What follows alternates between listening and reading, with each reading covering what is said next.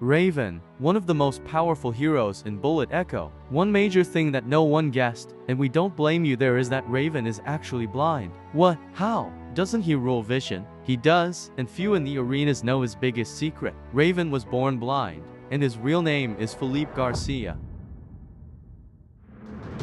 His mother knew that this was not the only deficiency in her son, but he was too small for her to uncover his talented curse or cursed talent before she died. He was left on his own. His sunny motherland did not allow him to freeze to death when sleeping on the streets, but he had to be quick on his feet and alert at all times to find food daily. There were kind strangers, of course, that were ready to shelter and even adopt the boy, even if the sight of his empty and cold all-black eyes made them shudder.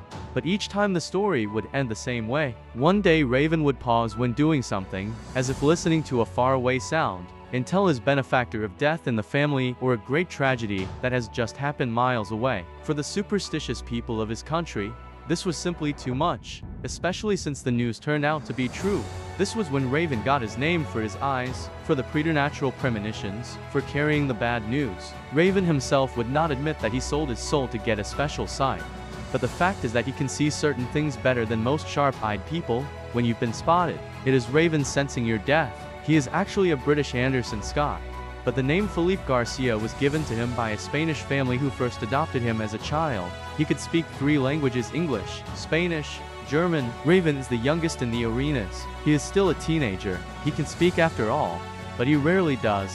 For one, he has learned the bad way that people are not happy with some things he says, and he has grown to distrust others. The mask has been suggested by another faction fighter.